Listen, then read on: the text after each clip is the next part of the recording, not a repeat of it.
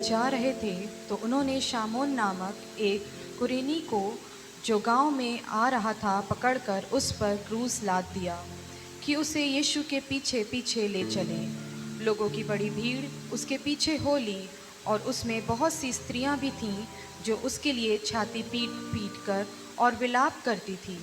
यीशु ने उनकी ओर मुड़कर कहा, हे यरूशलेम की पुत्रियों, मेरे लिए मत रो, परंतु अपने और अपने बालकों के लिए रो, क्योंकि देखो वे दिन आते हैं जिनमें लोग कहेंगे, धन्य है वे जो बांझ हैं और वे गर्भ जो ना जने और वे स्तन जिन्होंने दूध ना पिलाया।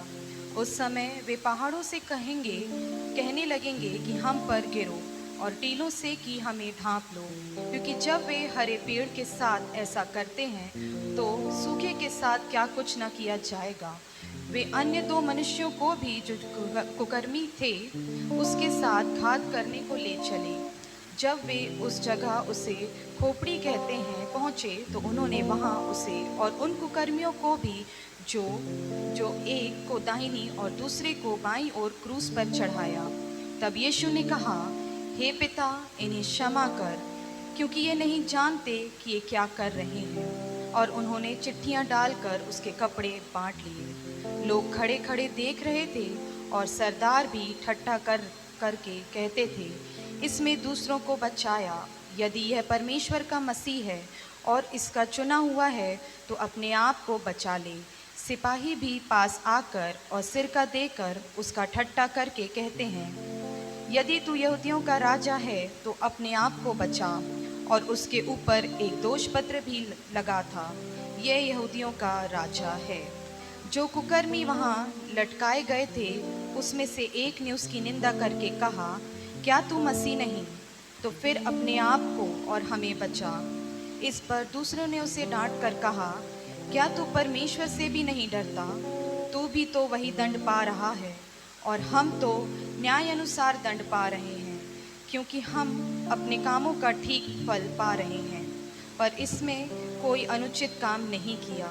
तब उसने कहा, हे यीशु, जब तू अपने राज्य में आए तो मेरी सुधि लेना। उसने उससे कहा, मैं तुझसे सच कहता हूँ कि आज ही तू मेरे साथ स्वर्ग लोक में होगा। लगभग दोपहर से तीसरे पहर तक सारे देश में अंधियारा छाया रहा और सूर्य का उजियाला जाता रहा और मंदिर का पर्दा बीच से फट गया। और यीशु ने बड़े शब्द से पुकार कर कहा, हे पिता, मैं अपनी आत्मा तेरे हाथों में सौंपता हूँ। यह परमेश्वर का वचन है। परमेश्वर अपने वचन से हमें पढ़े और सुने जाने पे आशीष दे। आमीन। आइए दुआ करें। क्रूस के ऊपर सबसे बड़ी वाणी जो पिता ने कही, हमारे यीशु मसीह ने कही, हे पिता, इन्हें क्षमा कर, ये नहीं जानते ये क्या करते हैं। ये सबसे अद्भुत वाणी है। आइए चर्च अपनी आंखों को बंद करें और हर एक जन अपने मुंह को खोलकर उसको धन्यवाद देना शुरू करें। धन्यवाद मेरे प्रभु जी। आइए मधुर आवाज के साथ उसको धन्यवाद दें।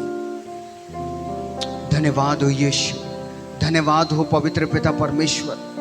ये दिल धन्यवाद से भरा है प्रभु जी। धन्यवाद धन्यवाद देते हैं पवित्र राजा। धन्यवाद देते तेरी दया के लिए प्रभु जी। धन्यवाद देते तेरी करुणा के लिए प्यारे पिता। हालेलुया। आइए सब आवाज उठाकर उसको धन्यवाद दें, उसको धन्यवाद देना प्रारंभ करें। हालेलुया। धन्यवाद हो प्रभु, धन्यवाद हो। आज हम तेरे भवन में है पिता, हम धन्यवाद देते हैं प्रभु जी। आज से 2000 ओ प्रभु 21-22 वर्ष पूर्व प्रभु जी आप हमारे लिए क्रूस पर चढ़ गए प्यारे पिता। आपने दुख की क्रूस के दुख को सहा प्रभु। हम धन्यवाद देते हैं प्रभु जी। आज का वो दिन था प्रभु जब आप हमारे लिए क्रूस को लेकर चल रहे थे पिता।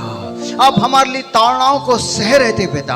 आपका हम धन्यवाद देते हैं। ये दिल धन्यवाद से भरा है प्रभु, ये दिल धन्यवाद से भरा है मेरे राजा। आज की दोपहर हमारे धन्यवाद के बलिदान को ग्रहण करे राजा। पिता आपका धन्यवाद। हम सब आज की इस दोपहर अपने सीधे हाथों को उठाकर तुझको धन्यवाद देते पिता।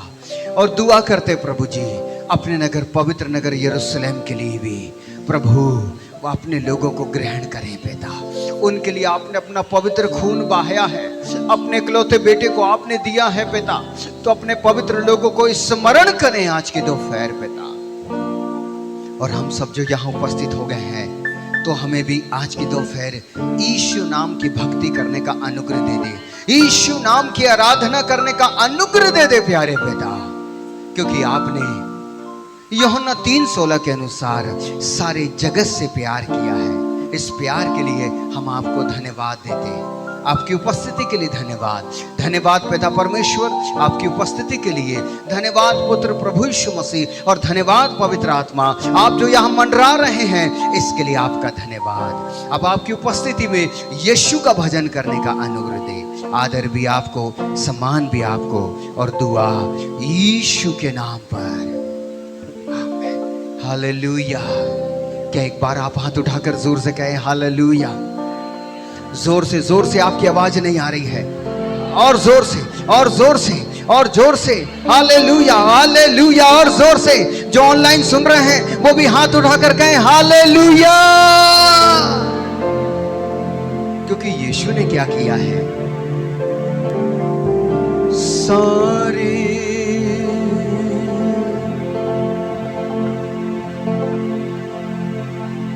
सारे जगत से प्यार किया,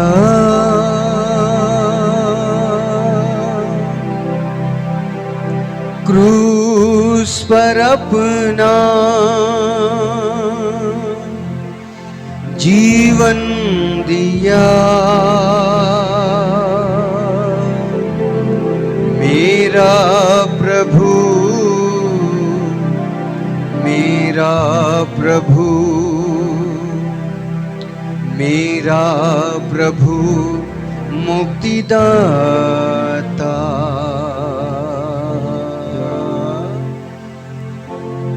थैंक यू जीसस। आइए इस गीत के साथ यीशु के करीब जाकर के उससे कहें, रिदम के साथ थाली बजाते हुए।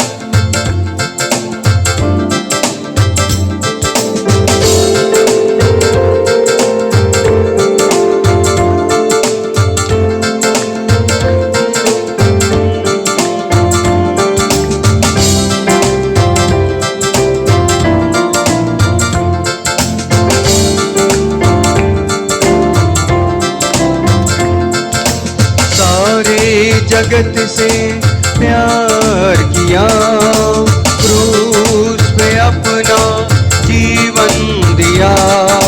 मेरा प्रभु, मेरा प्रभु, मेरा प्रभु मुक्तिदाता। सारे जगत से प्यार किया, क्रूस पे अपना जीवन दिया। मेरा प्रभु, मेरा प्रभु, मेरा प्रभु मुक्तिदाता। सारे जगत से प्यार किया, दिल में अंधेरा न हो, तूने दी रोशनी। गाइए, दिल में अंधेरा न हो, तूने दी रोशनी। पाँव में आशीष तेरी, तूने दी जिंदगी। पाँव में आशीष तेरी, तूने दी जिंदगी। पापी को उसने प्यार किया, सारे जहां का उद्धार किया। हाँ, पापी को उसने प्यार किया, सारे सारे जहां का उद्धार किया। मेरा प्रभु, मेरा प्रभु,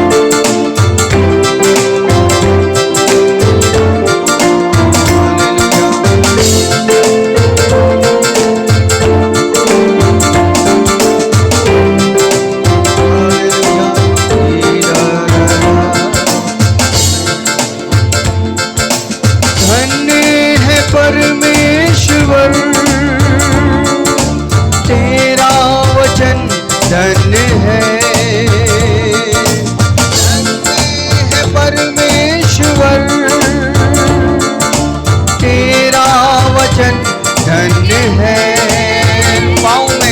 पाँव में आशीष तेरी, तेरी दया धन्य है। पाँव में आशीष तेरी, हाँ, तेरी दया धन्य है। तेरी सदा में वंदन करूं, तेरा ही नाम लेता रहूं। हाँ, तेरी सदा मैं वंदन करूं, तेरा ही नाम लेता रहूं। मेरा प्रभु, मेरा प्रभु, मेरा प्रभु मुक्तिदाता, सारे जगत से प्यार किया। क्रूस पर अपना जीवन दिया। मेरा प्रभु, मेरा प्रभु, मेरा प्रभु मुक्तिदाता। आइए सब मिलकर के, सारे जगत से प्यार किया। क्रूस पर मेरा प्रभु, मेरा प्रभु, मेरा प्रभु, मेरा प्रभु मुक्तिदाता, सारे जगत से प्यार किया। ओ सोने वालों उठो, यीशु करीब है। कहिए, ओ सोने वालों उठो, यीशु करीब है। खुदा से तुम दूर हो, वो मन के करीब है। खुदा से तू क्यों दूर हो, वो मन के करीब है। सबको सिफाएं देता वो है, सबको सिफाएं देता वो है। पवित्र आत्मा देता वो है, पवित्र आत्मा देता वो है। मेरा प्रभु, मेरा प्रभु, मेरा प्रभु मुक्तिदाता, सारे जगत से प्यार किया। क्रूस पे अपना जीवन दिया। मेरा प्रभु, मेरा प्रभु मुक्तिदाता, सब सारे जगत से प्यार किया। क्रूस पर मेरा प्रभु, मेरा प्रभु, मेरा प्रभु, मेरा प्रभु मुक्तिदाता। आपकी बारी। सारे जगत से प्यार किया। क्रूस पर अपना जीवन दिया।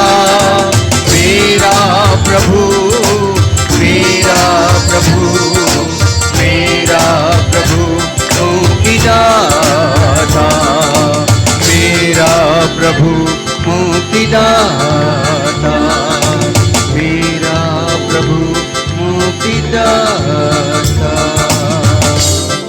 लिखा है यूहन्ना की पुस्तक उसका 3रा अध्याय उसके 16वें पद में कि परमेश्वर ने जगत से ऐसा प्रेम किया कि उसने एकलौता पुत्र दे दिया। आइए अपने दोनों हाथों को उठाएं प्लीज, सब मेरे तरफ देखें, मेरे साथ मिलकर के कहें, सारे जगत से प्यार किया। क्रूस पर अपना कहिए जीवन दिया। सीने पर हाथ रख के मेरा प्रभु प्रभु हृदय रबश, मेरा प्रभु मुक्तिदाता, मेरा प्रभु मुक्तिदाता। आइए ताली बजाकर उसका इस्तकबाल करें, क्योंकि वो हमारा मुक्तिदाता प्रभु है। उसने क्रूस के ऊपर हमें मुक्ति दी है, हमें शांति दी है, हमें छुटकारा और सब कुछ दिया है। हालेलुया।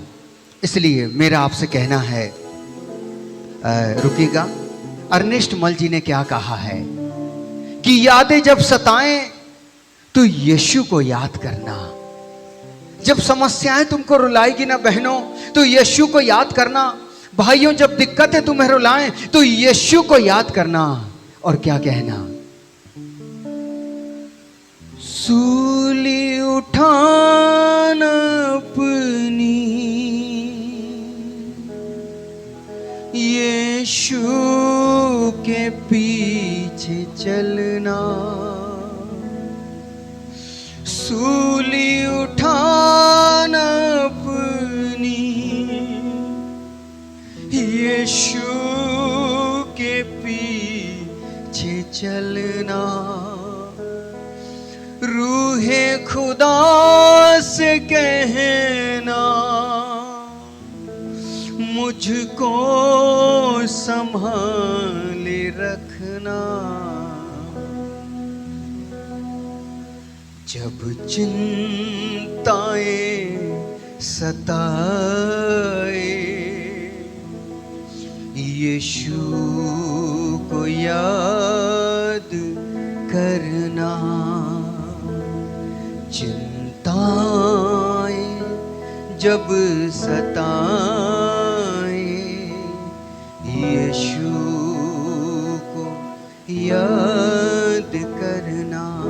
मेरे साथ मिलकर, यादें जब सताए, यीशु को याद करना। आपकी बारी। यादें जब, हाँ मेरे पिता, अभी दया करें प्रभु जी। हम चिंता करके कुछ नहीं कर सकते प्रभु जी। यादें जब सतारी धरबा शखरा बाबा, यीशु को याद करना। आइए अपने ध्यान को खुदावंद यीशु की ओर ले चले। वो बिल्कुल आपके सामने खड़ा है आज। आइए उसको दिल से याद करें और कहें, ऐ पिता, वो लहू मुझको दे दे, वो कील मुझको दे दे। सुमी जो क्रूस आप उठाकर चल रहे हैं महाराजा, वो क्रूस मुझको दे दे प्रभु। आज वो क्रूस को लेकर चलने की सामर्थ्य दे दे मेरे यीशु। हाँ मेरे प्रभु जी।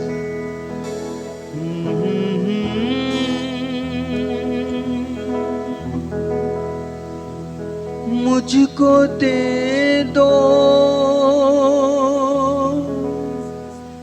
ओ कील, मुझको दे दो। Thank you Jesus.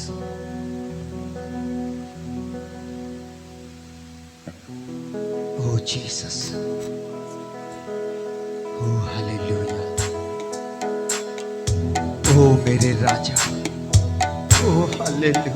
पिता, हम आपके पवित्र कदमों में आते राजा।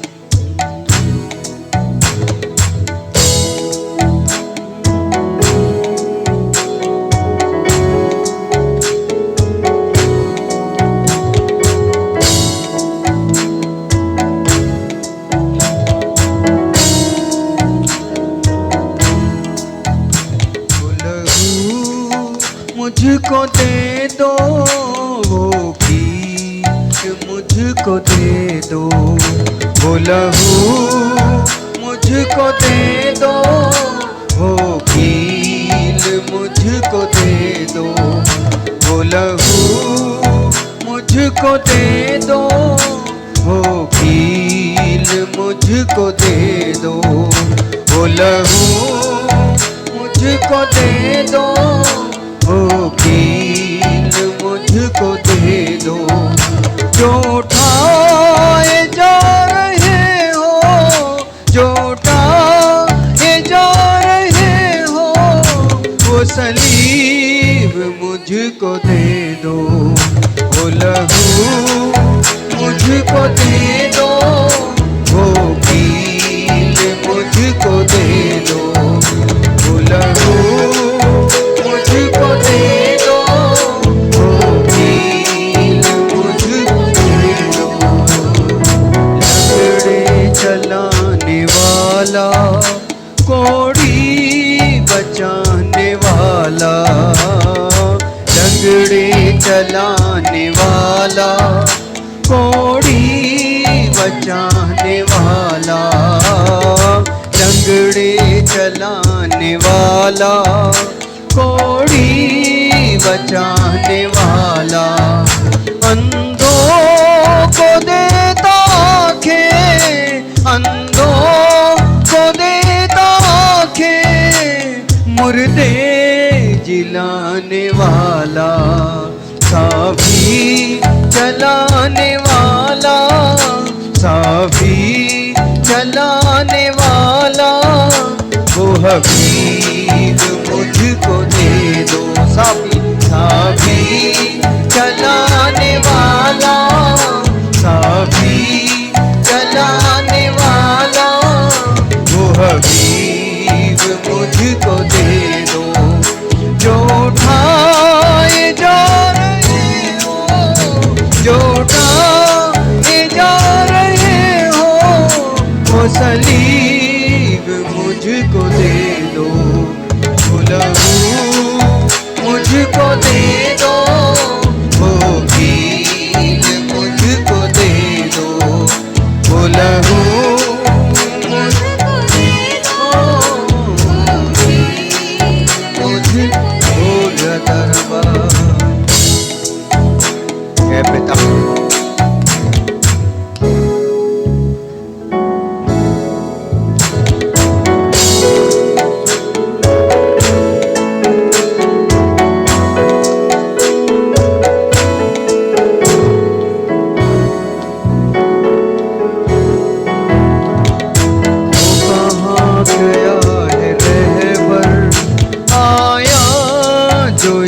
जहां में वो कहाँ गया है रहबर, आया जो इस जहां में, नूरे जलाल जिसका, नूरे जलाल जिसका, ताया हुआ जहां में, आलम वो दो जहां का, आलम वो दो जहां का, वो नसीब मुझको दे दो। आलम आलम वो दो जहां का, आलम वो दो जहां का, वो नसीब मुझको दे दो, वो लहू मुझको दे दो, वो कील मुझको दे, आमेन आमेन, वो लहू मुझको दे दो, वो कील मुझको दे दो। जो उठाए जा रहे हो, जो उठाए जा रहे हो, वो सलीब मुझको दे दो, वो लहू मुझको दे दो, वो कील मुझको दे दो, वो लहू मुझको दे दो, वो कील मुझको दे दो। आज की सुबह अपने यीशु से कहें कि प्रभु मेरी जिंदगी में आ जाइए प्रभु जी, ताकि आपकी सेवा करते करते ये उम्र कट जाए मेरे प्रभु जी। ऐसी आज की दोपहर तू दया कर दे प्यारे पिता मुझ पर।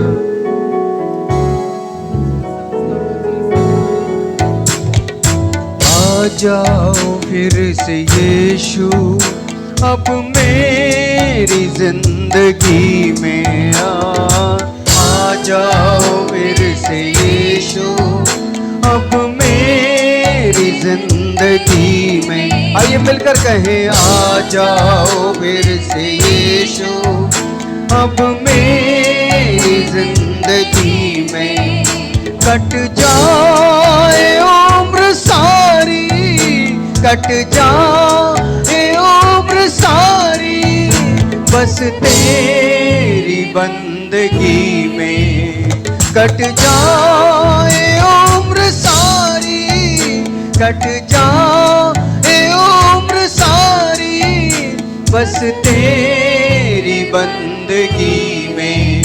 वो सदा बाहर दीपा, वो सदा बाहर दीपा, तो हबीब मुझको दे दो, वो लहू मुझको दे दो, वो कील मुझ। आइए चर्च आज की सुबह कहें, वो लहू मुझको दे दो, वो कील मुझको दे दो। जो उठाए जा रहे हो, जो उठाए जा रहे हो, वो सलीब मुझको दे दो, वो लहू मुझको दे दो, वो भील मुझको दे दो, वो लहू मुझको दे दो, वो भील मुझको। आमेन आमेन। वो लहू मुझको दे दो, वो भील मुझको दे दो, वो लहू। आइए अपने हाथों को उठा करके मुझको दे दो, दरा दरा दरा वशबर वो कील मुझको दे दो। आपने कहा मांगो तो तुमको मिलेगा प्रभु, तो आज हम मिलकर आपसे मांगते प्यारे पिता, वो लहू मुझको दे दो, दरा दरा वशबर वो कील मुझको दे दो, जो उठाए जा रहे हो,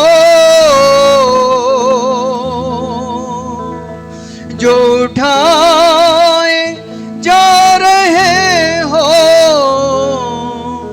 वो सलीब मुझको दे दो। आइए जब यीशु यहाँ पर है, हमारा प्रभु यहाँ पर है, तो क्यों ना हम सब अपने स्थानों पर खड़े होकर के अपनी आंखों को बंद करते हुए उसकी आराधना में उसके करीब चले। Thank you Jesus. Oh hallelujah. Thank you Jesus. ओरी दारा दारा मशा।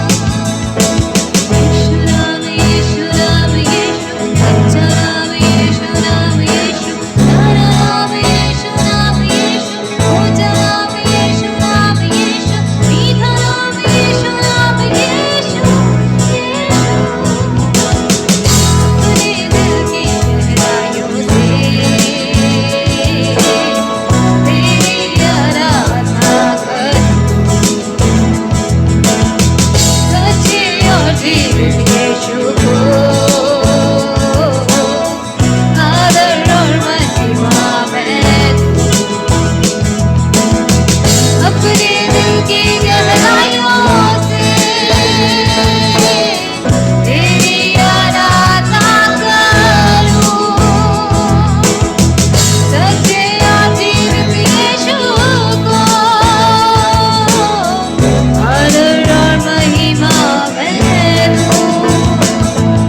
आराधना आराधना आराधना आराधना आराधना आराधना आराधना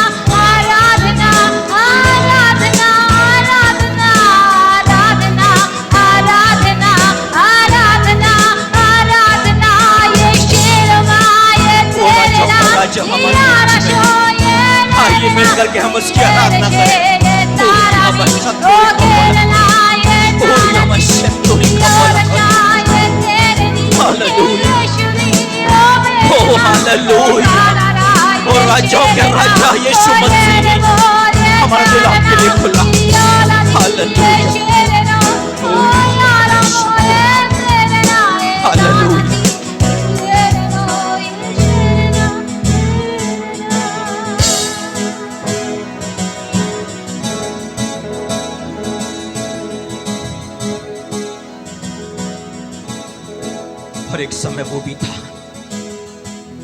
जब परमेश्वर यरूशलेम मंदिर पर आ गया था, ऊंचे सिंहासन पर विराजमान था। उसके वस्त्र के घेर से मंदिर भर गया। ऊंचे पे सरहब दिखाई दे रहे थे, 6-6 पंख, 2-2 पंखों से वे अपने मुंह को ढांपे थे और 2 से अपने पांवों को और 2 से उड़ रहे थे और पुकार पुकार कर कह रहे थे, सेनाओं का यहोवा पवित्र पवित्र पवित्र है, सारी पृथ्वी उसके तेज से भरपूर है। इस पल ये स्थान भी उसकी महिमा के बादलों से भरता चला जा रहा। हम सभी पर उसके महिमा के बादल उतरते चले जा रहे। वे अपने लोगों की आराधना को लेने के लिए, उनके जीवन को आशीषित करने के लिए हमारे बीच पे आ रहा है। उसके स्वर्गदूत हमारे बीच में उतर रहे हैं।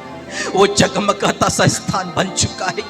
ओ हालेलुया, राजाओं के राजा अपनी महिमा में अपने स्वर्गदूतों के साथ अब हमारे यहाँ पर मौजूद है। हम धन्यवाद करते हैं प्रभु जी। ओ हालेलुया, हालेलुया, हालेलुया, हालेलुया।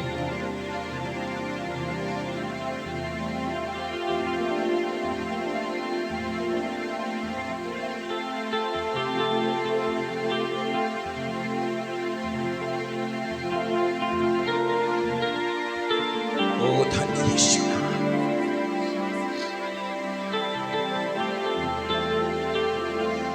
वो आपसे बिल्कुल कोई दूर नहीं, एकदम नजदीकी में। कहता टटोलो तो मैं तुम्हें मिल जाऊंगा।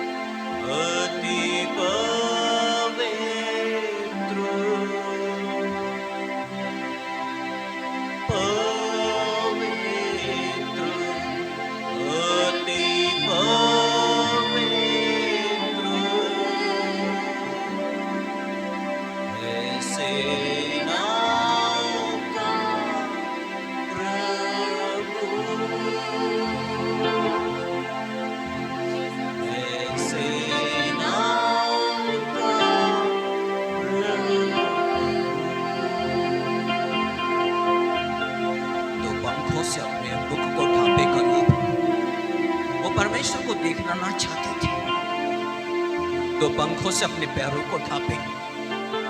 अपने अशुद्ध होने का एहसास था उन्हें, क्योंकि वो तो पवित्र है और वो चाहता है कि उसके नजदीकी में जो आए वो भी पवित्र बने। हे मेरे यीशु मसीह, 12 से तीसरे पहर तक 3 बजे तक यीशु मसीह संसार पर घोर अंधकार था,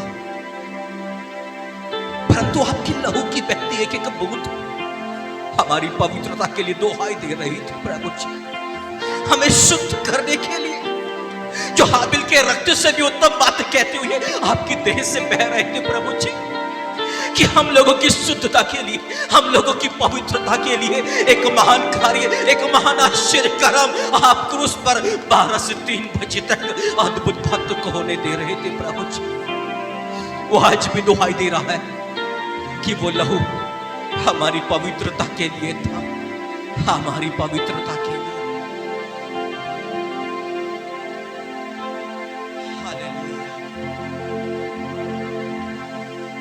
तो आइए आज मिलकर के हम अपनी आवाज को उसके लिए ऊंचा करें और अपने प्रभु यीशु मसीह का गुणानुवाद करें और कहें,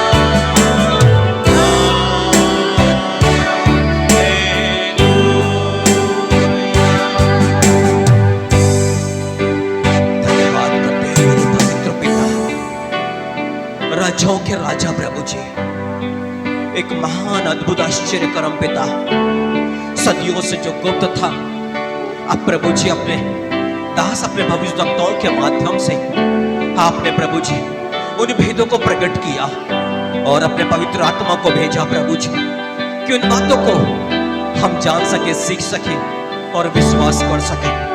पिता, आज एक बार फिर हम उन बातों को स्मरण करना चाहते हैं। एक बार फिर मन फिराव के साथ में आपके निकट में बने रहना चाहते हैं। एक बार फिर पवित्रता के जीवन जीने के लिए आपकी मौजूदगी में हम सब यहाँ पर है पिता। अनंत जीवन की भूख और प्यास के साथ में मेरे पवित्र पिता, सिर्फ आपका पवित्र आत्मा प्रभु जी हमें पवित्रता में आगे बढ़ने के लिए सहायता दे सकता है पिता। इसलिए पिता दया करें पिता।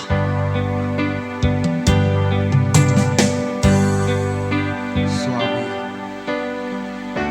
आपकी दया और आपकी उपस्थिति के लिए धन्यवाद महाराजा। प्रभु, आज इस महत्वपूर्ण दिन में हम यहाँ पर हैं प्रभु, और होने दे पिता, आज जो मन्ना आपने अपने लोगों के लिए रख छोड़ा है प्रभु, उस मन्ने से हमें तृप्त कर प्यारे पिता। हाँ प्रभु, ताकि पिता जो भी मन्ना आज आप हमें खिलाना चाहते हैं, उस वचन को समझने का अनुग्रह दे दीजिए प्यारे पिता, अनुग्रह दे दीजिए प्यारे पिता, ताकि प्रभु आपका वचन हमारे हृदय पर जड़ पकड़े। ऐसी दया कर दीजिएगा। हम सबको सुनने के लिए कान और ग्रहण करने वाला मन दे दीजिए प्यारे पिता, और समझने के लिए स्वर्गीय बुद्धि दे दीजिए प्रभु, ताकि आपके नाम को महिमा मिले। हम सब मिलकर हाथों को उठाकर आज की दोपहर आदर भी आपको, सम्मान भी आपको देते हैं, और दुआ मसीह यीशु के नाम पर मांगते हैं।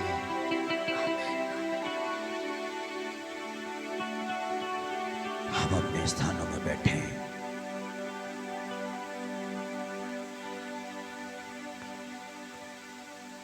आज एक ऐसे समय को हम स्मरण कर रहे हैं। 12 से लेकर के 3 बजे तक का ये समय सूर्य का उजियाला चला गया। पृथ्वी पर घनघोर अंधेरा सा छा गया। 3 घंटे के लिए सब तरफ सिर्फ अंधियारा और अंधियारा और अंधियारा था। 12 से 3 बजे का समय। इस पृथ्वी पर तो अंधियारा था, पर उस 3 घंटे में यीशु मसीह ना 3 कीलों पर क्रूस पर लटके हुए मेरे और आपके लिए दुख भोग रहे थे, एक पीड़ा से गुजर रहे थे। आप अनुमान लगाइए, कल्पना करें, 3 किलो पर और 3 घंटे तक लगातार लटके रहना, खून की एक एक बूंद उस क्रूस पर से टपकते चले जा रही। परमेश्वर ने अपने मुख को मोड़ लिया, क्योंकि यीशु मसीह के ऊपर में हम सबों के पाप को और अधर्म को डाला गया था, और उसी का दंड उस क्रूस पर दिया जा रहा था। और 12 से 3 के इस वक्त में एक गंभीर समय, दुख का समय, इस पल में वो हमसे बातें करना चाहता है। उसने अपने पवित्र आत्मा को, यीशु मसीह ने कहा वो पवित्र आत्मा अपनी ओर से कुछ ना कहेगा, परंतु यीशु मसीह ने कहा उस पवित्र आत्मा को जो कुछ मिला है ना यीशु मसीह की तरफ से, वही तुमसे वो कह सुनाएगा। और वही पवित्र आत्मा इस पल में भाई पास्टर जयंत शाह उन पर मौजूद, और परमेश्वर अपने इच्छा को, अपनी मर्जी को उनके माध्यम से हमसे बोलना, बात करना, प्रकट करना चाहता है। सो मैं परमेश्वर के दास पास्टर जयंत शाह को यहां निमंत्रण करता हूं। हम ताली के साथ पास्टर साहब का और उन पर जो पवित्र आत्मा मौजूद है, यानी कि परमेश्वर का हाथ, उनका स्वागत करें। अपने दिल, अपने मन को खोलें, और जो कुछ परमेश्वर ने आज उनके मन में हमारे लिए दिया है, उसको हम सभी ग्रहण करें। आमीन। Hallelujah, hallelujah, hallelujah. उत्पत्ति की किताब अध्याय 3 पद संख्या 15 में लिखा हुआ है, और मैं तेरे और इस स्त्री के बीच में और तेरे वंश और इसके वंश के बीच में बैर उत्पन्न करूंगा, वो तेरा सिर कुचल डालेगा और तू उसकी एड़ी को डसेगा। हालेलुया। मेरे प्रियो, ये वो प्रतिज्ञा है जो परमेश्वर ने जब इस संसार का न्याय कर रहे थे उस समय शैतान के विषय में कही थी। आज परमेश्वर का अनुग्रह है कि हम सब बीते 2 वर्ष के बाद सामूहिक रूप से गुड फ्राइडे के दिन को याद कर रहे हैं। गुड फ्राइडे की अगर हम बात करें, पवित्र शुक्रवार, तो हमको एक चीज याद दिलाता है, वो है यीशु का क्रूस। यीशु के क्रूस की बात करें तो मेरे प्रियो, यीशु के क्रूस को देखने का जो लोगों का नजरिया है वो सबका अलग अलग है। क्रूस ना केवल देखने का नजरिया है बल्कि मसीहत की पहचान भी है। हालेलुया। मसीहत की क्या है? पहचान है। 2 दिन पहले मैं मुरादाबाद में था और वहां से हम जब रिक्शा में बैठ के निकल रहे थे तो एक क्रॉस बना हुआ देखा, तो मैं तुरंत समझ गया कि ये हमारा कोई मिशनरी हाउस है या मिशनरी स्कूल है, कॉलेज है या कोई कलीसिया है। वैसे ही कहीं पे भी हम क्रॉस देखते हैं या किसी के गले में क्रॉस देख लेते हैं या किसी की गाड़ी पे क्रॉस बना हुआ देख लेते हैं तो हम जान जाते हैं कि ये व्यक्ति कौन है, ये मसीही है या यीशु का अनुयायी है। हालेलुया। लेकिन मेरे प्रियो, बाइबल की बात करें हम और क्रूस की कथा की बात करें तो वो बिल्कुल ही विपरीत है। हम हर वर्ष गुड फ्राइडे मनाते हैं, ईस्टर मनाते हैं, क्रिसमस मनाते हैं, ये डेज आते हैं, उस दिन हम अलग अलग तरीके से इसको प्रकट करते हैं। गुड फ्राइडे के दिन को हम दुख के रूप में मनाते हैं, यीशु मसीह के बलिदान को याद करते हैं। लेकिन अगर हम क्रूस की कथा को नहीं जान रहे हैं, क्रूस की कथा को नहीं समझ रहे हैं, क्रूस की कथा को नहीं जी रहे हैं, तो फिर ये सब व्यर्थ है, ये सब बेकार है, ये सिर्फ रिचुअल हो जाएगा। बीते 2 साल हम लोगों ने ऑनलाइन गुड फ्राइडे सेलिब्रेट किया था, इस बार हम ऑफलाइन सामूहिक रूप से इस दिन को याद कर रहे हैं। लेकिन अगर हम इसके मायने को नहीं समझ रहे हैं और इसको जी नहीं रहे हैं तो ये सब व्यर्थ है। आज जब हम परमेश्वर के वचन पर अध्ययन करने के लिए, मनन करने के लिए एकत्र हैं, तो मैं पवित्र आत्मा ने मेरे अंदर जो वचन के बीजों को रोपा है, मैं उसको आपके साथ बांटना चाहूंगा। हम बाइबल के नजरिए से देखें क्रूस की कथा क्या है, कैसे पौलुस ने देखा, कैसे यीशु मसीह ने इसको बखान किया, कैसे पुराने नियम में क्रूस की कथा के बारे में दिया था, उसको देखें और उसके द्वारा हम अपने जीवन को टटोलें। आज कि परमेश्वर आज जब हमको अपने भवन में लेकर आया है, वो हमको ऐसे ही जाने देना नहीं चाहते हैं। पवित्र आत्मा नहीं चाहते कि हम ऐसे ही आए हैं और ऐसे ही चले जाएं, एक बार और हम त्योहार को मना के चले जाएं, एक और हम रिचुअल करके चले जाएं। परमेश्वर वाकई में हम सब के अंदर दिलचस्पी रखते हैं और हमारी परिस्थितियों को बदलना चाहते हैं। हालेलुया। आइए देखें पौलुस के नजरिए से पहला कुरिन्थियों की पत्री अध्याय 1 पद संख्या 18।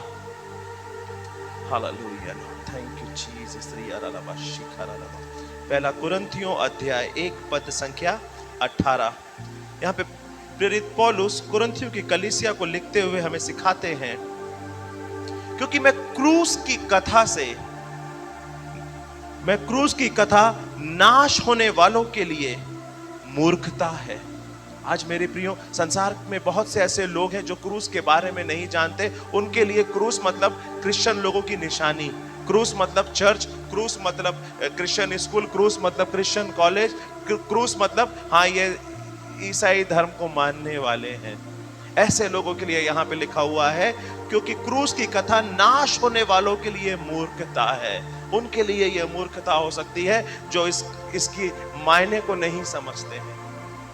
और आगे लिखा हुआ है, परंतु हम उद्धार पाने वालों के लिए परमेश्वर की सामर्थ्य है। बोलिए हाथ उठा के, परमेश्वर की सामर्थ्य है। क्रूस की कथा हम उद्धार पाने वालों के लिए परमेश्वर की सामर्थ्य है। अगर परमेश्वर की सामर्थ हमारे जीवन में काम नहीं कर रही है तो हम क्रूस की कथा को समझे नहीं है मेरे प्रियो, हम क्रूस की कथा को समझे नहीं है। और आज पवित्र आत्मा आपसे और मुझसे, हम सबसे बातें कर रहा है और आपको और मुझको आज वो बताना चाहता है कि क्रूस के मायने क्या है। Hallelujah, hallelujah. पौलुस जान गया था, वो समझ गया था कि क्रूस व्यर्थ नहीं है, क्रूस केवल दिखावे का चिन्ह नहीं है, केवल पहचान की वो स्मारक नहीं है, साइन बोर्ड नहीं है स्कूल का, इंस्टीट्यूशन का, कलीसिया का। क्रूस परमेश्वर की सामर्थ है। हालेलुया। और आज हमको समझने की आवश्यकता है चर्च, आज हमको समझना है कि क्रूस हमारे लिए परमेश्वर की सामर्थ है, परमेश्वर की सामर्थ को हमारे जीवन पर प्रकट करता है। हालेलुया। यीशु मसीह जब अपनी सेवकाई को कर रहे थे, एक बुद्धिजीवी व्यक्ति यीशु मसीह के पास आए। यूहन्ना का सुसमाचार अध्याय 3 में जाके हम पाते हैं, ये हमने पौलुस का नजरिया देखा था, अब हम यीशु के नजरिए को देखें तो यूहन्ना के सुसमाचार अध्याय 3 में निकोदेमुस नामक एक व्यक्ति यीशु के पास आता है और यीशु से वार्तालाप करता है, अनंत जीवन के बारे में पूछता है। हे उत्तम गुरु, मैं अनंत जीवन पाने के लिए क्या करूं? अनंत जीवन पाने के लिए हमें क्या करना है?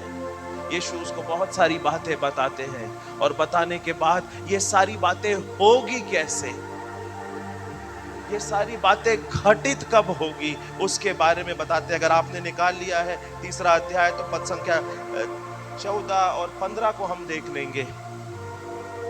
और जिस रीति से मूसा ने जंगल में सांप को ऊंचे पर उठाया, यीशु मसीह के शब्द है मेरे प्रियो।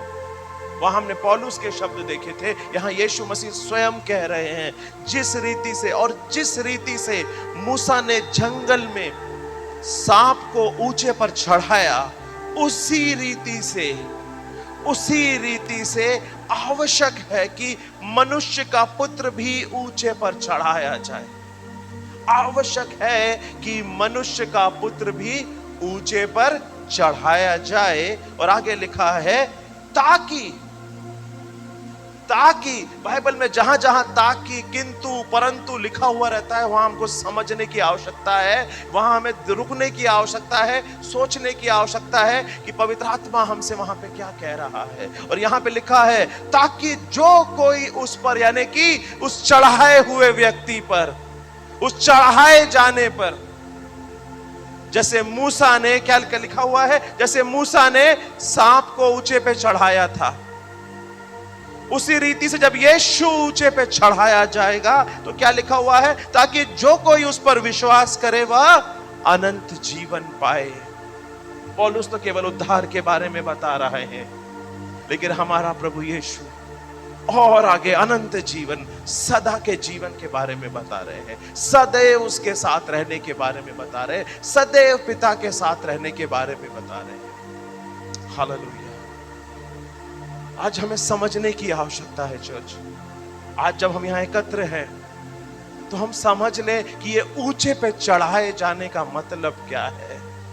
ये धरती से ऊंचा हो जाने का मतलब, पृथ्वी से ऊंचा हो जाने के जीवन का मतलब क्या है। हम और गहरी रीति से इसको समझ सकते हैं। आप मेरे साथ निकाल लीजिए गिनती की किताब अध्याय 21।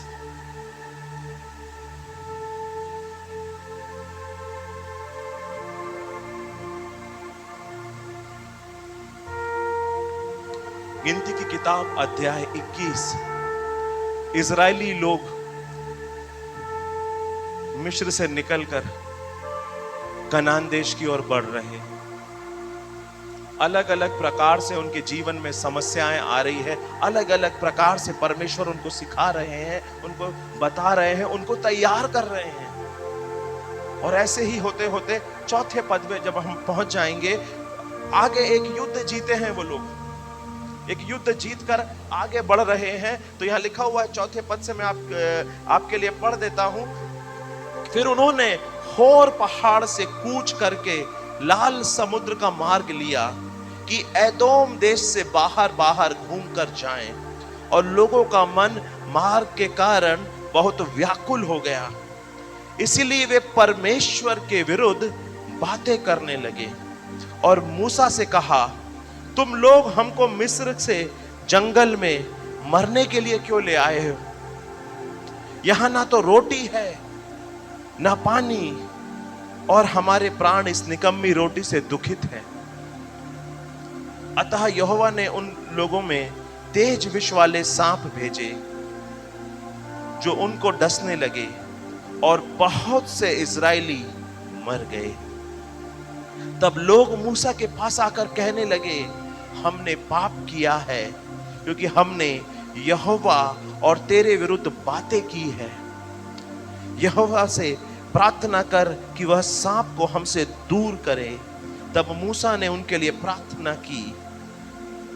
यहोवा ने मूसा से कहा, एक तेज विष वाले सांप की प्रतिमा बनाकर खंबे पर लटका, तब जो सांप से डसा हुआ उसको देख ले वह जीवित बचेगा। अतः मूसा ने पीतल का एक सांप बनाकर खंबे पर लटकाया। तब सांप के डसे हुओं में से जिसने उस पीतल के सांप की ओर देखा वह जीवित बच गया। हालेलुया।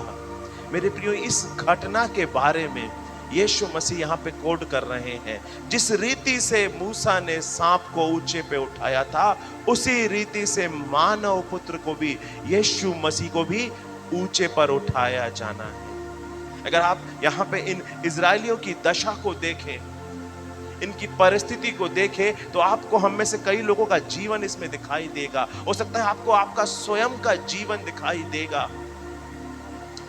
चौथे पद के पहले अगर आप ऊपर की स्थिति को देखें तो वहां देखेंगे ये लोग एक युद्ध को जीत के लौटे हैं। परमेश्वर ने विरोधी सेना को उनके हाथ में कर दिया था और ये युद्ध जीत गए हैं। युद्ध जीतने के बाद अगर हम इजरायली इतिहास को देखें, इन 40 वर्षों की जो घटनाएं हैं उन पर ध्यान दें तो हम देखेंगे परमेश्वर का जो स्वरूप है, परमेश्वर का जो कैरेक्टर है, वो एक प्रबंध करने वाले परमेश्वर के रूप में आता है, जो प्रबंध करता है। एक प्रेम करने वाले परमेश्वर के रूप में आता है, जो प्रेम करके बचाना चाहता है। एक ऐसे परमेश्वर के रूप में आता है जो हर समय उनको संभाल के लिए चल रहा था। दिन को बादल का खंभा बन के, रात को आग का खंभा बन के वो चल रहा था। जब पानी नहीं मिला तो वो चट्टान से पानी देता है।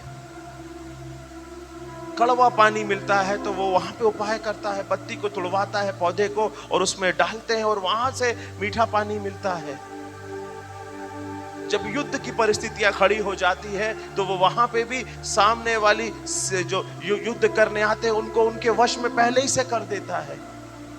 और इन सारी परिस्थितियों के बीच में मेरे प्रियो, ये लोग नहीं बदल रहे हैं, ये लोग नहीं बदल रहे हैं। यहाँ पे क्या हो रहा है, मैं आपको कुछ पदों को आपके लिए डिस्क्राइब करूंगा तो आपको क्रूस की कथा को समझना बहुत आसान हो जाएगा। पवित्र आत्मा आज हमसे इस घटना को लेकर, जैसे मूसा ने सांप को ऊंचे में उठाया था, इन पदों से हमसे आज बातें करना चाहता है।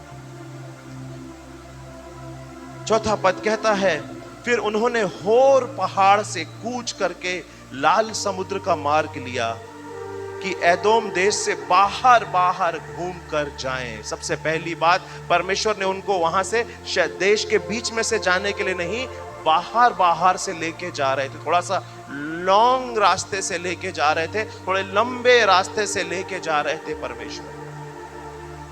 आज भी कई बार हमको ऐसा लगता है कि मेरा समय खत्म नहीं हो रहा है, मेरी परिस्थिति बदल नहीं रही है, जबकि उस समय परमेश्वर काम कर रहे होते हैं हमारे जीवन में, हमारे कैरेक्टर में, हमारे बिहेवियर में। परमेश्वर उस समय काम कर रहे होते हैं। वो समय धीरज से परमेश्वर में बने रहने का, उसकी बाट जोने का टाइम होता है। कभी कभी लगता है हमको कि रास्ता हमारा लंबा हो गया है, लंबे रास्ते से हम होके जा रहे हैं, मैं तो पहुंच ही नहीं रहा हूं ब्रदर, मेरा तो काम ही नहीं हो रहा है, मेरी तो परमेश्वर सुन ही नहीं रहा है, लगता परमेश्वर हमसे अभी भी नाराज है, परमेश्वर हमारी परिस्थिति को बदल ही नहीं रहे हैं। जबकि उन दिनों में परमेश्वर आपके जीवन में काम कर रहे होते हैं। यहाँ पे भी इनके जीवन में परमेश्वर काम कर रहे थे, लेकिन इस लंबे रास्ते के चलते बाइबल बताती है, अगले इसी पद को जब हम आगे पढ़ते हैं, लोगों का मन मार्ग के कारण बहुत व्याकुल हो गया। वो दुखी हो गए, लंबे रास्ते से जा रहे थे, तकलीफ कुछ नहीं थी उनको, कोई परेशानी नहीं थी, कोई समस्या नहीं थी उनको। 40 साल तक बाइबल बताती उनके कपड़े भी खराब नहीं हुए, चप्पल नहीं घिसी। हम में से कोई ऐसा नहीं होगा जो बोलेगा मैं 40 साल से इन कपड़ों को पहन रहा हूं और ये खराब नहीं हुए, मेरी चप्पल नहीं घिसी, मेरे शूज खराब नहीं हुए। इनकी परिस्थिति भी वैसे ही थी, ना इनको तेज धूप लगती थी। हम कितने सारे गमछे वगैरह लपेट के बाहर निकलते हैं, इनको धूप भी नहीं लगती थी, क्योंकि धूप के समय भी परमेश्वर बादल बन के चलते थे। रात को भी ठंडी हवा नहीं लगती थी, ऐसा कुछ समय नहीं होता था कि ये डर जाएं या घबरा जाएं, ये किसी प्रकार से चिंतित हो जाएं, क्योंकि परमेश्वर रात में भी आग का खंभा बन के चलता था। तो भी इनको ये जीवन रास नहीं आ रहा था मेरी प्रिय। वो परमेश्वर की प्रेजेंस को अपने जीवन में देख नहीं रहे थे और व्याकुल होते चले जा रहे थे। आज अगर हम में से कई लोग अगर व्याकुल हैं, तो हमको देखने की आवश्यकता है कि परमेश्वर ने हमारे जीवन में क्या क्या कामों को किया है और वो क्या क्या काम लगातार करता चला जा रहा है। ये लोग नहीं देख रहे थे कि परमेश्वर कैसे कैसे आश्चर्य कर्म कर रहे हैं इनके साथ, कैसे परमेश्वर इनको वहां पे फिरौन के बीच में से निकाल के लेके चले आए। आज हम अगर अपने जीवन को झांक कर देखें, अपने आप को देखें, हम बीते पुराने सालों को जब हम पुराना जीवन जी रहे थे, अंधकार में जीवन जी रहे थे, पाप में भटके हुए थे, संसारिकता में भटके हुए थे, व्यभिचार में पड़े हुए थे, मूर्ति पूजा में पड़े हुए थे, उन सारी परिस्थितियों से परमेश्वर निकाल के ले आया है हम सबको एक नए जीवन के लिए, एक नए मार्ग में। लेकिन अगर अभी भी हमारा मन व्याकुल हो रहा है, अभी भी हमारे अंदर दुख बना हुआ है, तो आज पवित्र आत्मा हम सबसे बातें कर रहा है चर्च। आज पवित्र आत्मा हमसे कह रहा है कि दुखित होने की जरूरत नहीं है, परमेश्वर काम कर रहे हैं। हालेलुया। लेकिन ये लोग नहीं मानते, ये लोग नहीं मानते क्योंकि ये लोग सांसारिक थे। हम लोग तो बहुत अच्छे लोग हैं, हालेलुया, हम लोग मान जाते हैं, हालेलुया। तो ये लोग नहीं मान रहे थे और नहीं मानने के चलते ये क्या करने लगे, ये बुड़बुड़ाने लगे, ये बकने लगे। हम देखेंगे तो ये पूरे समय किट किट किट किट करते रहते, पूरे समय ये अलग अलग तरीके से मूसा को घेरते रहते, अलग अलग तरीके से मूसा को कभी पथराव करना चाहते, कभी उसको मारने के लिए दौड़ते, कभी मूसा को बकते रहते पूरे समय। और यहाँ पे भी यही हो रहा है। ये लोग क्या कर रहे हैं, ये लोग परमेश्वर के प्रबंध में चलते चलते, परमेश्वर को ना देखते हुए अब उन सारी चीजों को देख रहे थे जिसको परमेश्वर चाहता था इनके जीवन से वो दूर हो जाए, वो सारी बुरी बातें इनके जीवन से दूर हो जाए, वो सारा माहौल उनके जीवन से दूर हो जाए। और यहाँ पे हम देखते हैं आगे लिखा हुआ है, और वो ये आके मूसा को कहते हैं, इसीलिए वे परमेश्वर के विरुद्ध बातें करने लगी। बहुत आसान होता है परमेश्वर पे दोष लगाना। हम बहुत आसानी से परमेश्वर पर दोष लगा देते कि प्रभु मेरी सुनता ही नहीं है, प्रभु ने ऐसा किया, प्रभु ने वैसा किया, प्रभु ने ये किया। प्रभु सबसे आसान है परमेश्वर पे दोष लगाना, क्योंकि ये हमारे पूर्वजों ने भी किया है और हम भी करते हैं। बहुत आसान हो जाता है। और यहाँ पे हम देखते हैं कि इन लोगों ने भी बहुत आसान कर लिया, इन्होंने भी बहुत आसान कर लिया, परमेश्वर पर दोष लगा दिया, मूसा के ऊपर दोष लगा दिया। और जब जब व्यक्ति परमेश्वर पे दोष लगाता है, उसके दासों पर दोष लगाता है, उसके चुने हुए अभिषक्तों पर दोष लगाता है, वो सुरक्षा के घेरे से बाहर आ जाता है, वो सुरक्षा के घेरे से बाहर आ जाता है। मैं नहीं कहूंगा कि परमेश्वर आपके जीवन में दंड भेज रहे हैं, परमेश्वर आपके जीवन में बीमारियों को भेज रहे हैं, परमेश्वर आपके जीवन में एक्सीडेंट को भेज रहे हैं, आपकी शादी इसीलिए टूट रही है क्योंकि आपके ऊपर परमेश्वर का दंड है। नहीं, हम जब जब परमेश्वर के विरुद्ध जाते हैं, परमेश्वर के विरुद्ध जब हम बलवा करते हैं, तब परमेश्वर क्या करते हैं, अपने सुरक्षा के घेरे से हम ऑटोमेटिक हम बाहर निकल आते हैं, ऑटोमेटिक हम बाहर चले आते हैं। और जब हम बाहर आते हैं तो फिर शैतान हमारे को नाश करता है, घात करता है, हमारे सुख चैन को छोड़ लेता है। आज हम में से कई लोग इन बातों से होके गुजर रहे हैं। उसका कारण यही है कि उन्होंने परमेश्वर के विरुद्ध बलवा किया है, परमेश्वर को बोला है, परमेश्वर के अभिषिक्तों को बोला है। और इन दिनों में ये बहुत आसान हो गया क्योंकि हम जिस दौर में रह रहे हैं वो मोबाइल का दौर है। फट से कहीं से भी आप सुन लो, किसी भी प्रीचर को सुन लो, आपको अच्छा लगता है तो ठीक है, नहीं तो हम फट से कुछ भी बोल देते हैं कि ये तो गलत प्रचारक है, ये ऐसा है, ये वैसा है, या इसकी बात उससे, उसकी बात उससे करते हैं और परमेश्वर के जनों पर दोष लगाते हैं, परमेश्वर के अभिषिक्तों को छेड़ते हैं। परमेश्वर के अभिषिक्तों को छेड़ना मतलब परमेश्वर की आंख की पुतली को छेड़ना है। उनका न्याय परमेश्वर करेगा। याकूब लिखते हैं ना कि हम जो प्रचारक हैं वो और भी दोषी ठहरेंगे अगर गलत प्रचार करेंगे तो जो प्रीच कर रहा है, जो सेवकाई कर रहा है, उसका न्याय मत करिए, उस पर दोष मत लगाइए, उस पर बुड़बुड़ाइए नहीं, ना परमेश्वर पे ना परमेश्वर के जन पे, क्योंकि ये सब आपका भला चाहते हैं। आपको नहीं अच्छा लग रहा है, मत सुनिए, बंद कर दीजिए चैनल, मत देखिए, मत किताब पढ़िए, मत सारी चीजों को करिए, लेकिन बोलिए मत। हालेलुया। आज ऐसी बहुत सारी चीजें हैं जो हमारे जीवनों में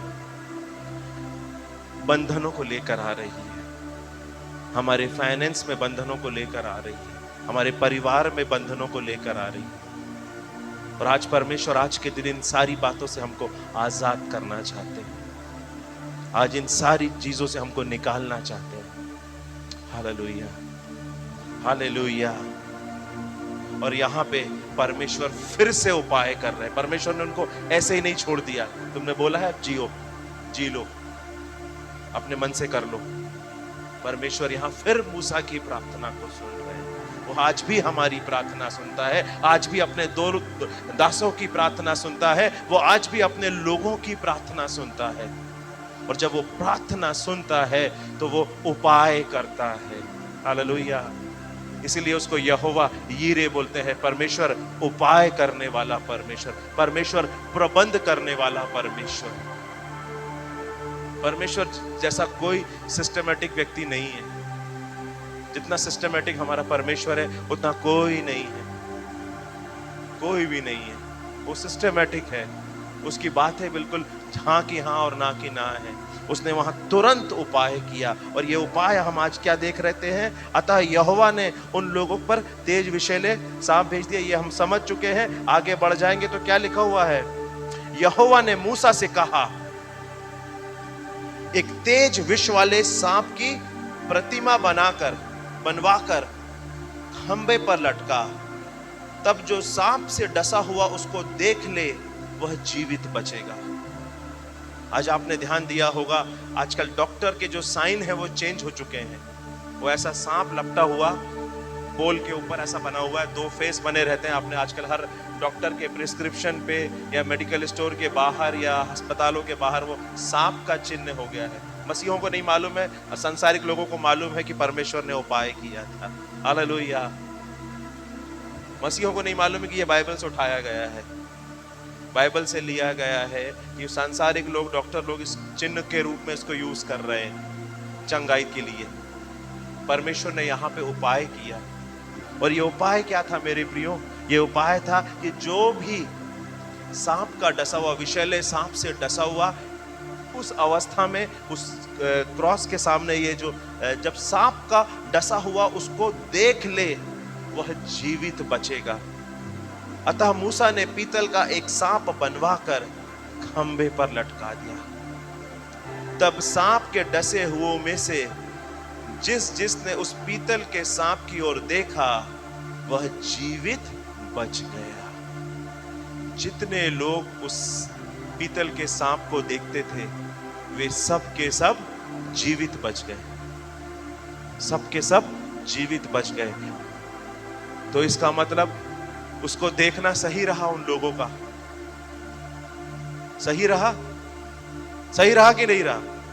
लेकिन ये सिर्फ उस समय के लिए था मेरे प्रियो, ये केवल उस समय के लिए था कि जो लोग सांप के काटे हुए देखते थे वो बच जाते थे। लेकिन बाद में हम देखते हैं कि बाद में लोग उस सांप की आराधना ही करने लगे, उसकी मूर्ति पूजा शुरू हो गई। और दूसरा राजा अध्याय 18:4 में उस सांप को तुड़वा दिया गया, उस पीतल के सांप को तुड़वा दिया गया लोगों ने, क्योंकि उसको परमेश्वर का स्थान दे दिया था।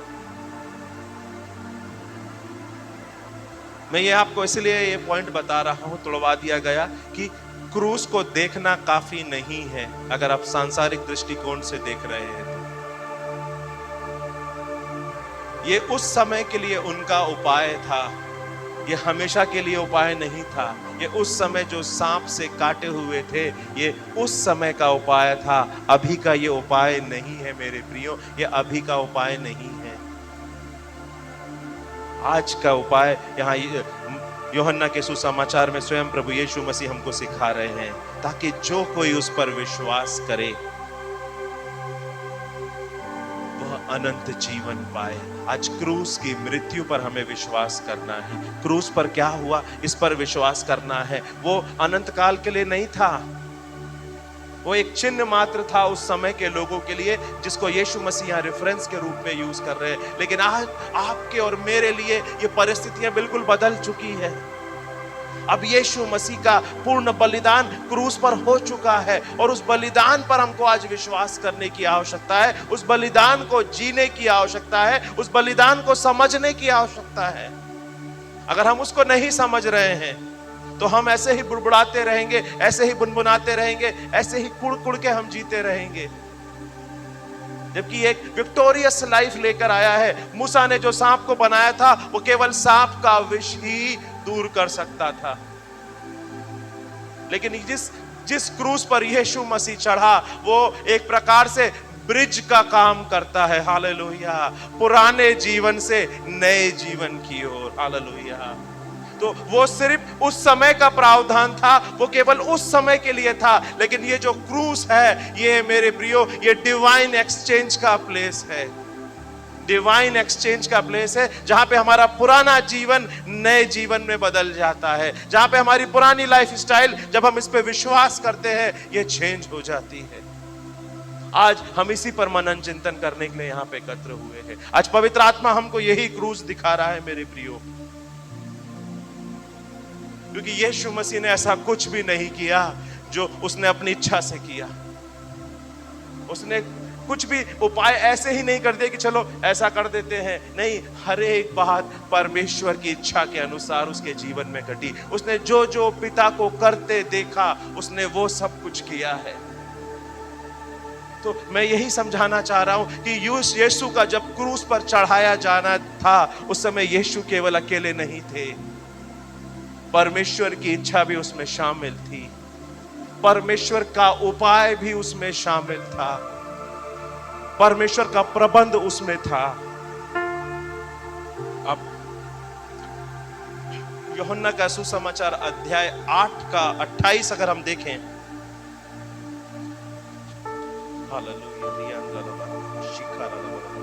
8:28, तब यीशु ने कहा, जब तुम मनुष्य के पुत्र को ऊंचे पर चढ़ाओगे तो जानोगे कि मैं वही हूं।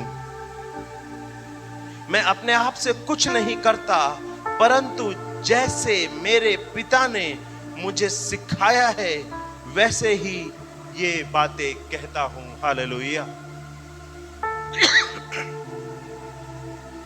ये जो क्रूस की कथा है, ये जो क्रूस की घटना है, ये केवल उस समय का उपाय नहीं था, ये अनंत काल का उपाय है, अनंत काल का छुटकारा है। ये वो बात है जिसके बारे में ये परमेश्वर ने प्रतिज्ञा की थी।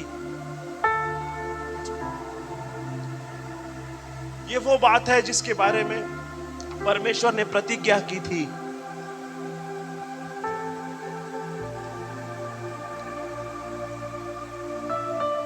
हालेलुया। कि वो तेरी एड़ी को डसेगा और तू उसके सर, यीशु उसके सर को कुचल डालेगा।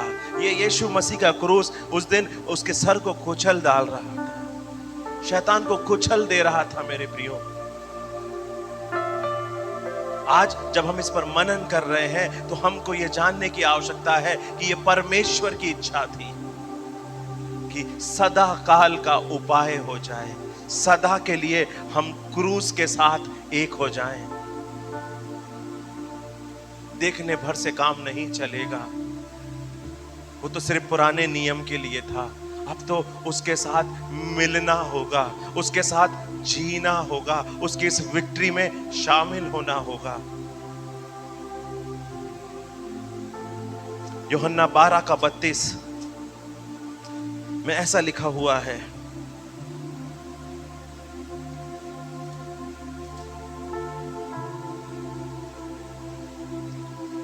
मैं यदि पृथ्वी पर से ऊंचे पर चढ़ाया जाऊंगा तो तुम सबको अपने पास खींचूंगा।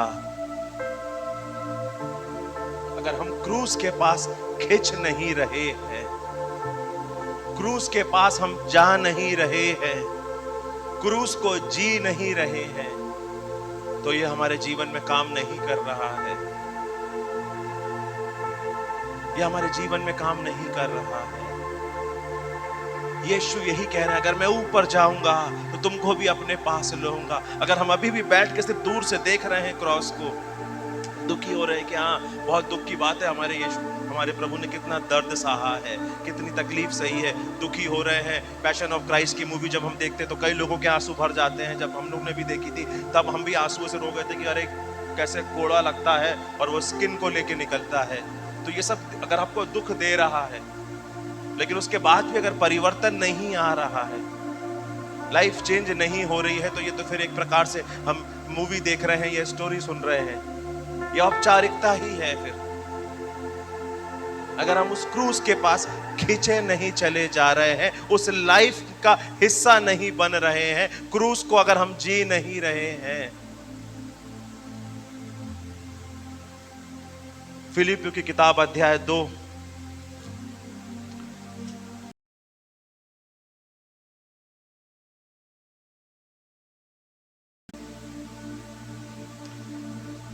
जिसने परमेश्वर के स्वरूप में होकर भी परमेश्वर के तुल्य होने को अपने वश में रखने की वस्तु ना समझा। यीशु मसीह के बारे में बात हो रही है कि वो परमेश्वर के तुल्य था, वो स्वयं मानव परमेश्वर मानव रूप में था, लेकिन उसने उसकी परवाह नहीं की।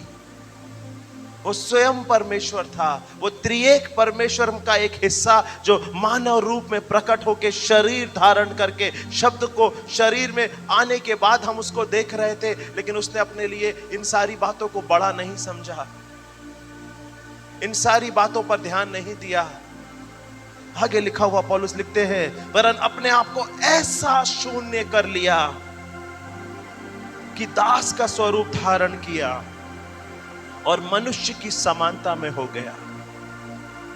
वो परमेश्वर होकर मनुष्य बन गया कि वो मनुष्यों को अपने साथ ऊपर खींच ले। परमेश्वर स्वयं नीचे आया मेरे प्रियो कि वो अपने साथ हमको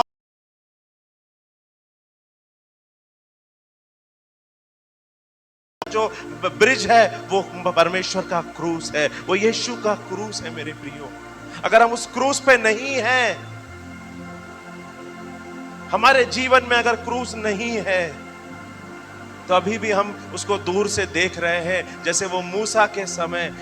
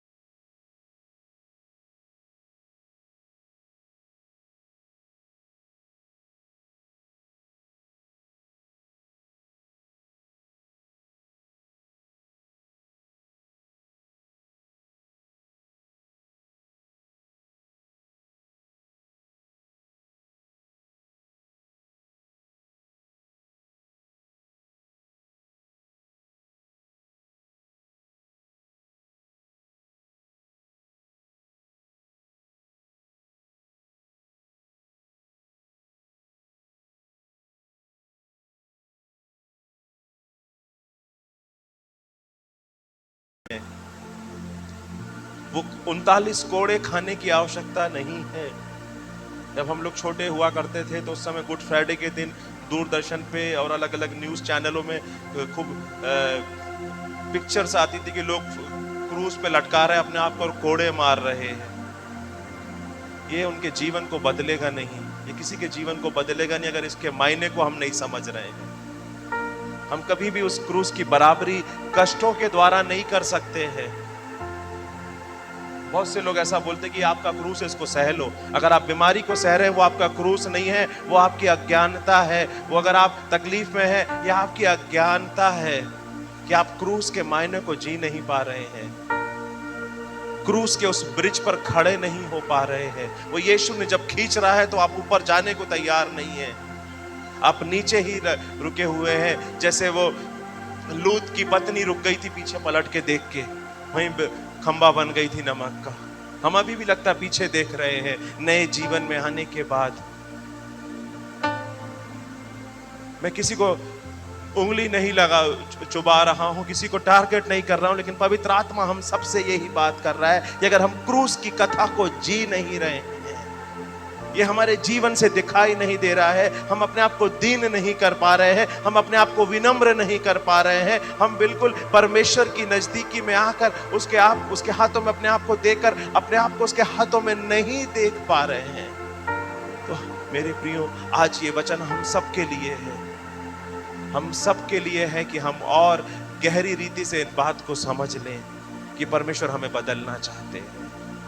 ये केवल त्योहार बनाने का दिन नहीं है, ये रिचुअल बनाने का दिन नहीं है, ये जीवन को बदलने का दिन है मेरे प्रियो। गलातियों की किताब अध्याय 6 के 14 को देखेंगे।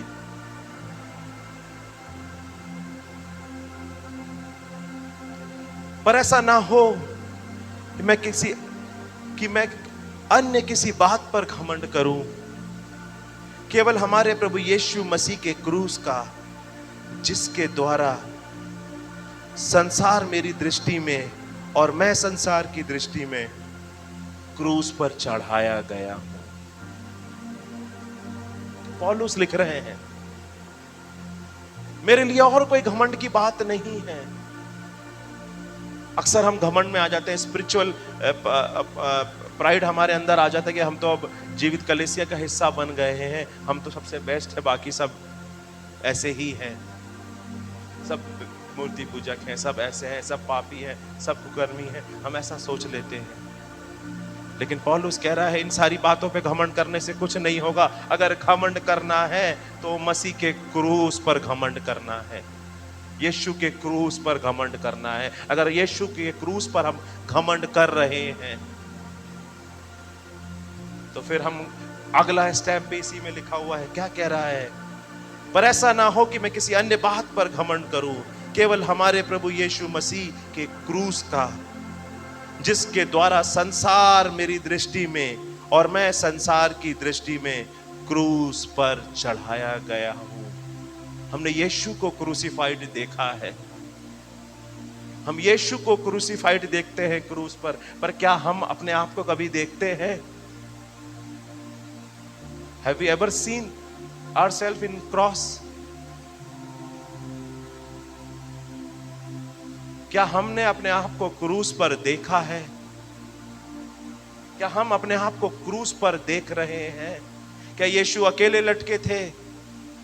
नहीं, यीशु अकेले नहीं लटके थे क्रूस पे, उसके साथ आप और मैं, आपके और मेरे, हम सबके पाप थे उसके साथ। वो अकेला नहीं था, वो कब्र में भी अकेला नहीं था, वो कहीं पे भी अकेला नहीं था, वो हर समय आपको और मुझे आत्मिक रूप से लिए हुए था, आपके और मेरे पापों को लिए हुए था, आपके और मेरे बोझों को लिए हुए था। और अगर हम अभी भी हमको लग रहा है कि नहीं यीशु के क्रूस पर मैं नहीं हूं, तो फिर आप अभी भी बाहर के जीवन में जी रहे हैं, क्योंकि हम तो यीशु के साथ क्रूस पर चढ़ाए जा चुके हैं, हम तो क्रूस पर आ चुके हैं। क्योंकि हम अपने आप को देख ही नहीं रहे, इसलिए जी नहीं पा रहे हैं। हम अपने आप को अभी भी सोच रहे हैं कि हाँ जीसस आपने सब कुछ कर दिया, अब मैं एंजॉय करूंगा, मैं जैसा चाहे वैसा जीवन जीऊंगा, मुझे जैसे जीना है मैं वैसे जीऊंगा। बाइबल की मेरी फेवरेट वर्स है, जितने लोग मुझे जानते हैं उनको मालूम है मुझे गलातियों 2:20 सबसे ज्यादा पसंद है और मैं बहुत पसंद करता हूं उस पर प्रचार करना। इसी का रेफरेंस है वो, इसी वर्स का आप निकाल लीजिए, गलातियों 2:20।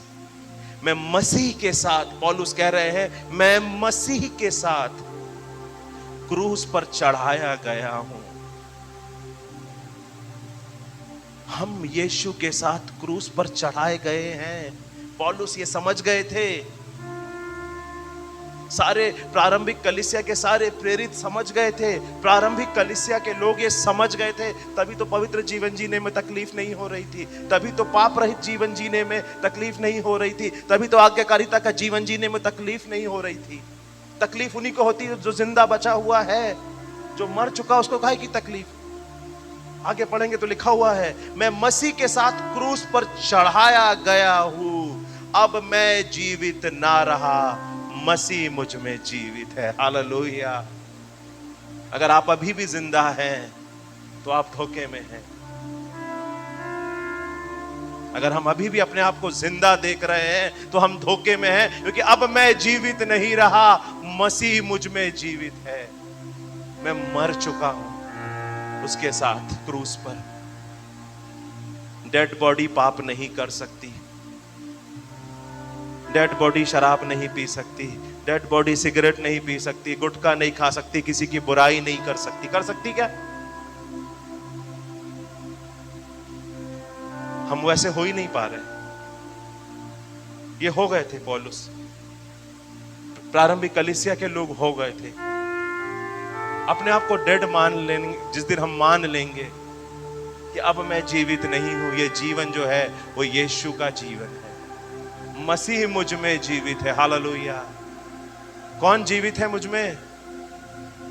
यीशु क्या शराब खाने में जाएगा, वैश्यालय में जाएगा?